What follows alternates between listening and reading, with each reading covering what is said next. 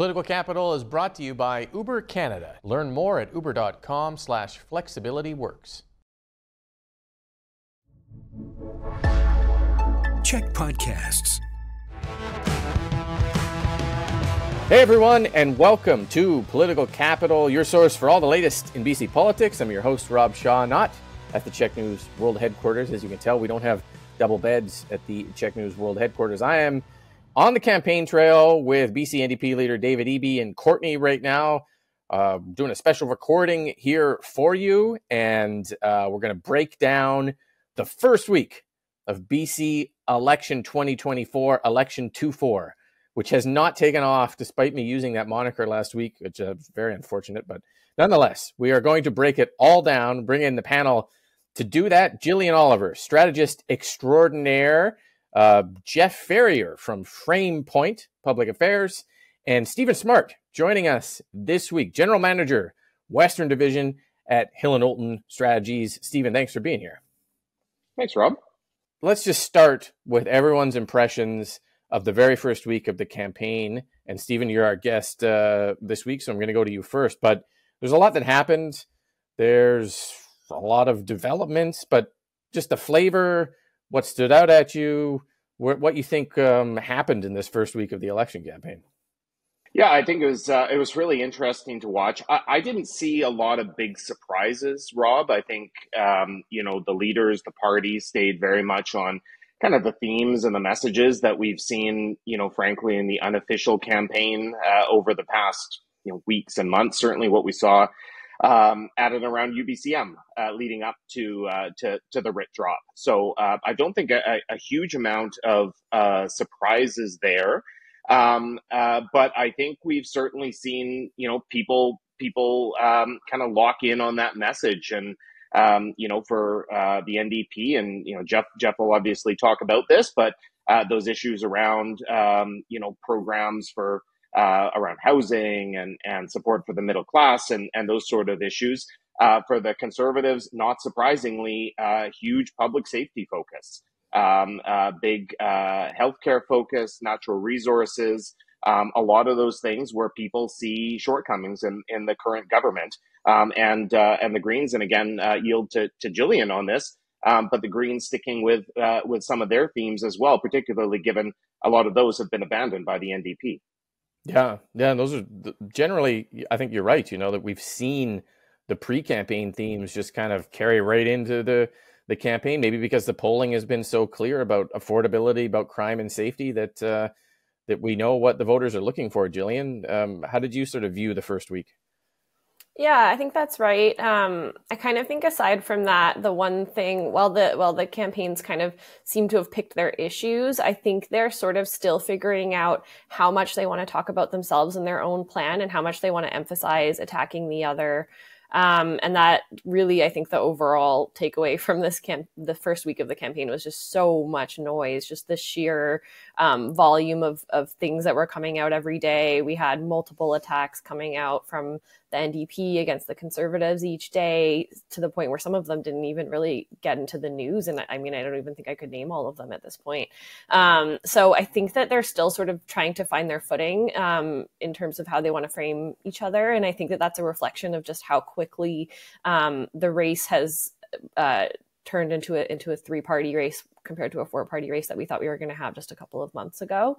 Other thing that was interesting, I think, was just how wide the geographic coverage was for all of the parties. We had the NDP, well, you've been with them, Rob. They've been in Surrey. They're on the island. David Eby went up north to Skeena, where they're targeting a seat for the first time in a couple cycles. The Greens were both on the island and then out here where I am in the Kootenays. And the Conservatives were in the Lower Mainland on the island. And I believe up north as well. So I think that just shows how many ridings all the parties think are in play. We're seeing much more, I think, geographic diversity in terms of where all three parties are going to be targeting than we've seen in previous cycles.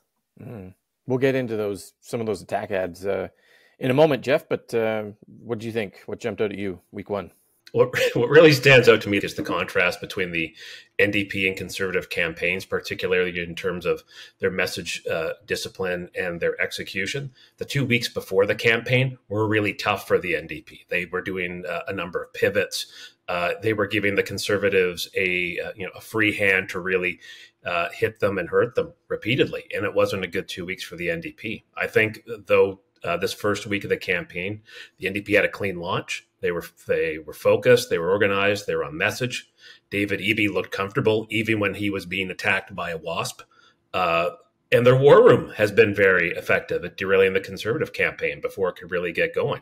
I think John Rustad's campaign in this first week has been sidetracked.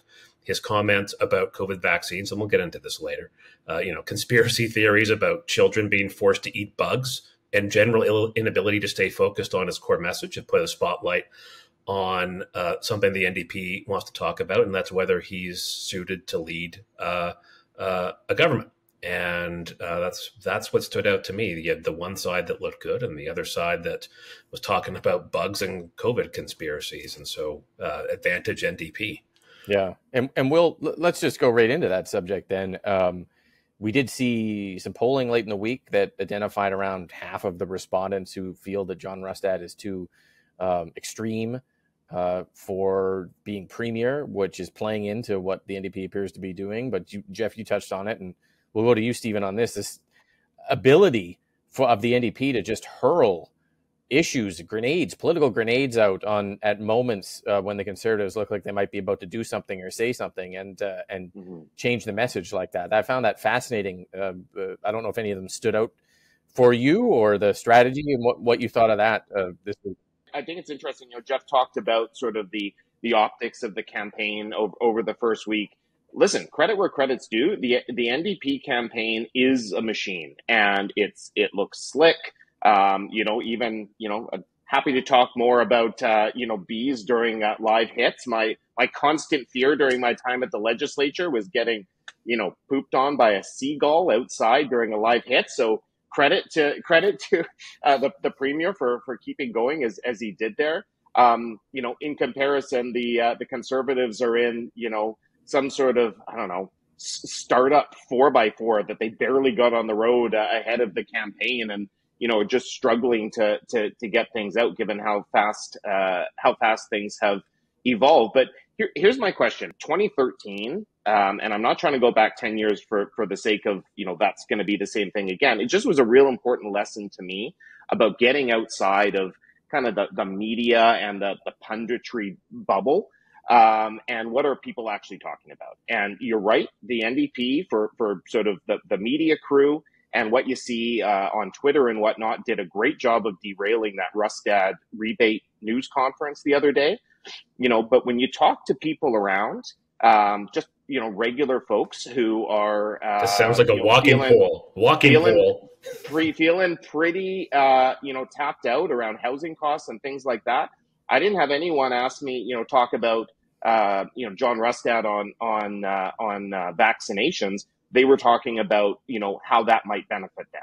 Mm-hmm. No, you are right. It's the campaign lands in different ways to different people when they choose to engage or what they choose to engage on. So, and I remember the 2013 campaign, the line that came out of that from the Liberals that don't listen to the holy trinity of people who don't know what they're talking about: pollsters, pundits, and political science professors. So I always keep that in mind.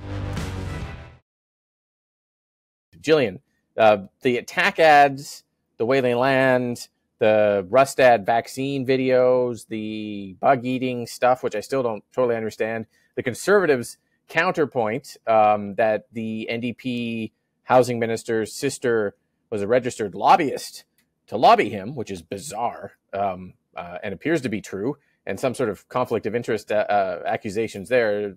Does that register with folks, do you think? Yeah, I mean, I think like I was saying in the first segment, it's a lot to digest, especially when many people sort of, just saw the signs go up on the weekend and were like, oh, there's an election happening. And then all of a sudden they're being hit with so much noise. I think some stuff probably is getting through, but I think we're also in it, like pundits have always been Right. wrong. Oh, No, you're not always right, wrong, Rob. but sometimes they're wrong. That's Always. good. There we go. But I think what's even makes it even more difficult to call is just how much our media environment has changed, and most people are getting their information from social media, also alternative media, and I think, like you see in the States, there's a lot of desensitization happening.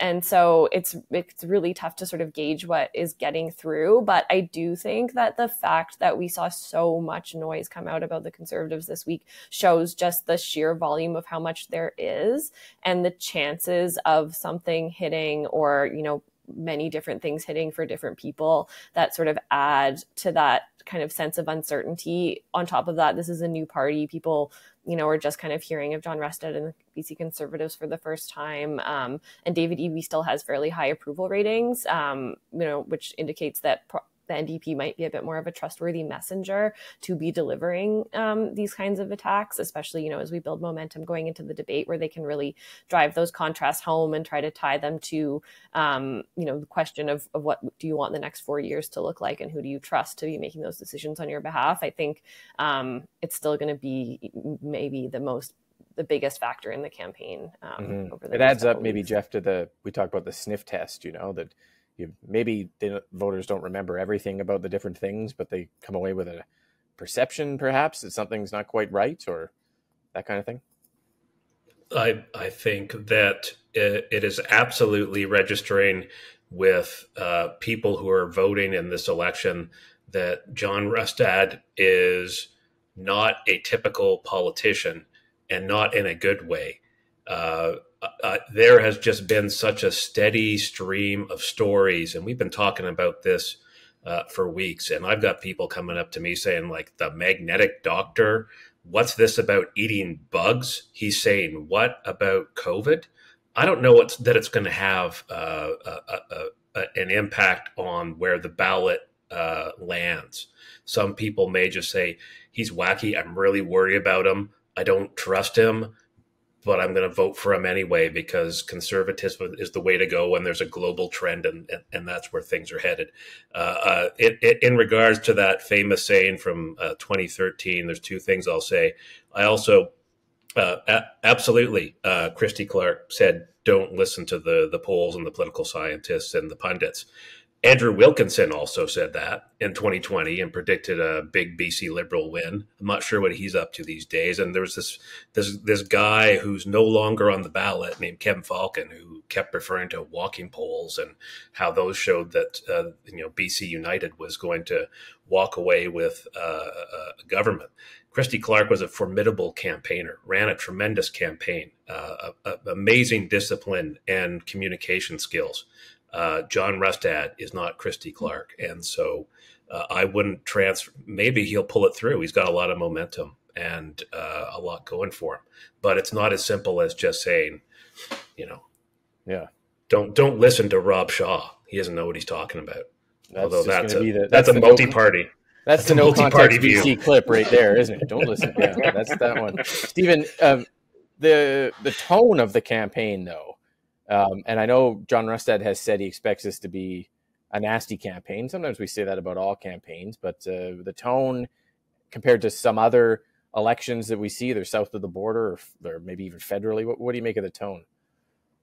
Yeah, I think it is a real evolution, Rob, and not a good one.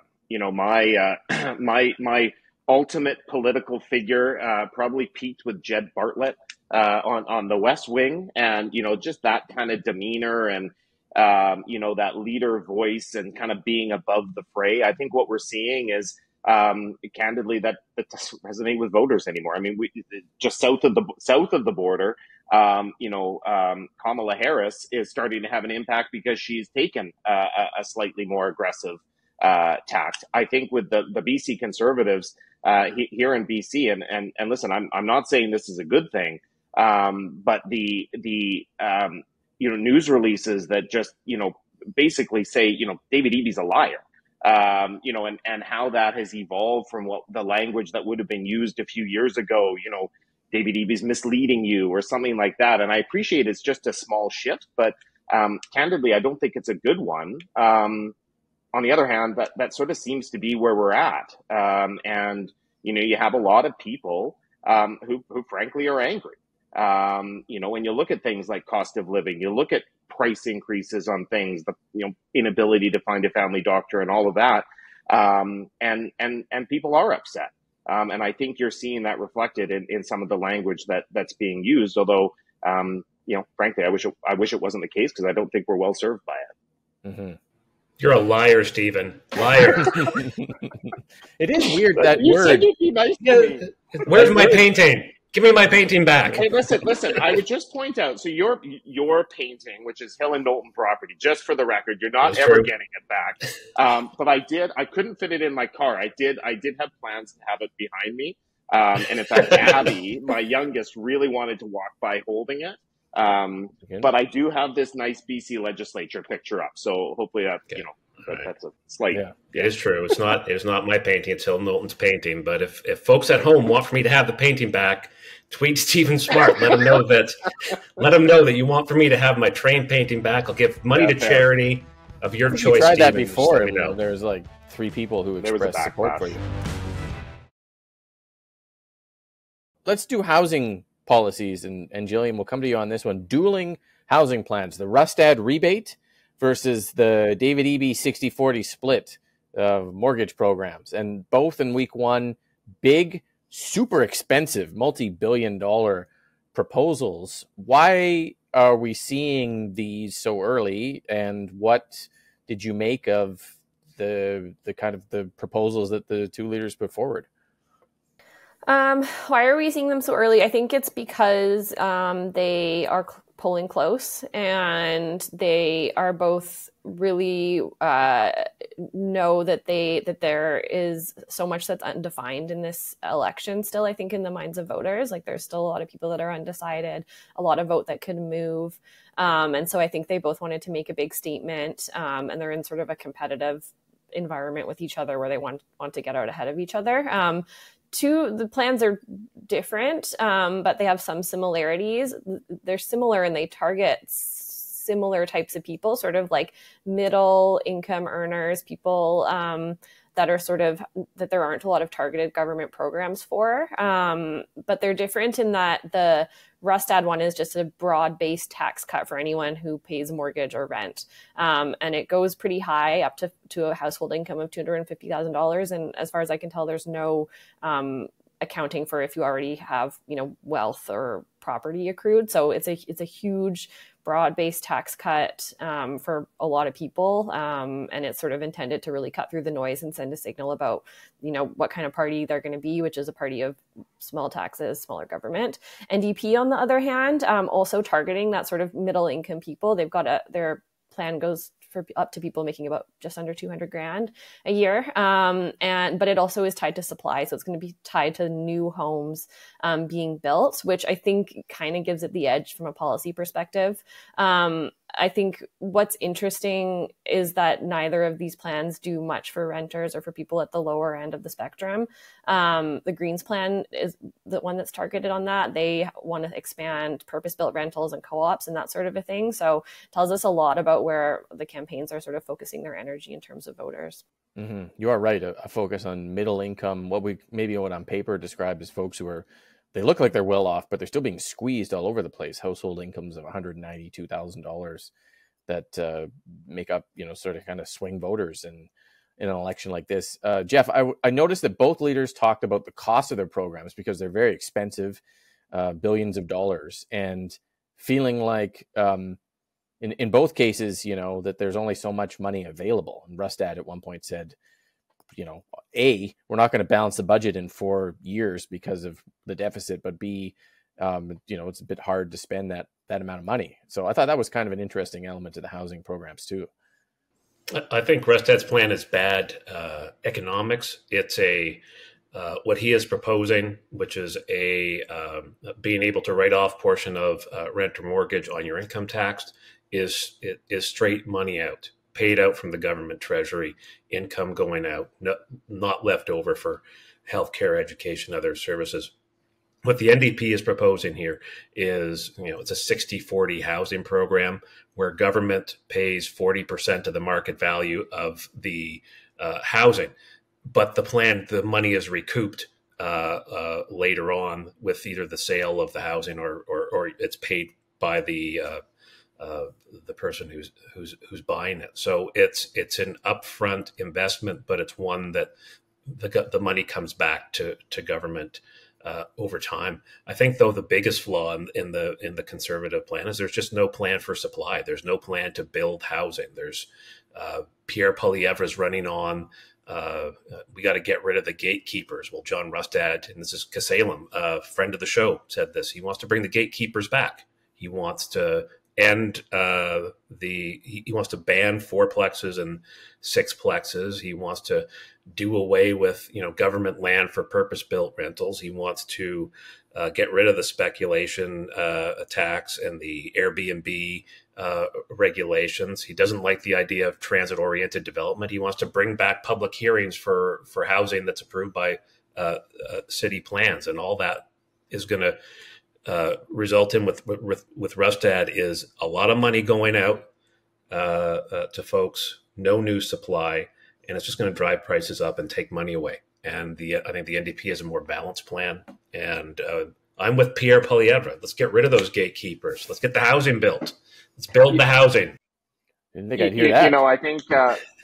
I think the supply point is a really fair one, and I am hoping that we will see more from John Rustad and the Conservatives on supply, because I think that is obviously a really significant piece. But I would respectfully point out what this does is it puts money back into people's pockets. And from my observation, when you're walking around, walking pole or non-walking pole there, Jeff, people are feeling squeezed by this government and by this federal government.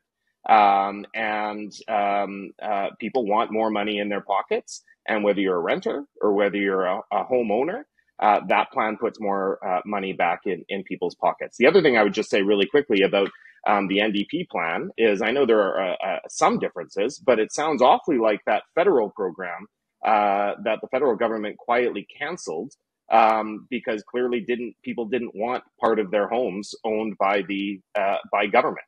And I think it had something like 18,000 people take advantage of it or utilize it instead of a heck of a lot more. Tons of stuff that we haven't got to this week, but that is the end of the video show. If you're watching us on CHEK, if you're watching us on YouTube, there's a bunch more in our audio podcast. You want to make sure you subscribe to that, because our cup runneth over with topics in the first week of the BC election campaign. We still got 3 more weeks to go, but we want to thank the panel for being here. We want to thank you for watching. Follow us on social media feeds, because we are planning a live debate night event for Political Capital. We're working out the details there and want you to be part of that. So make sure you follow us for more on that. And we'll be back next week with all the latest on week 2, the BC election campaign, here on Political Capital. Political Capital is brought to you by Uber Canada. Learn more at uber.com/flexibilityworks.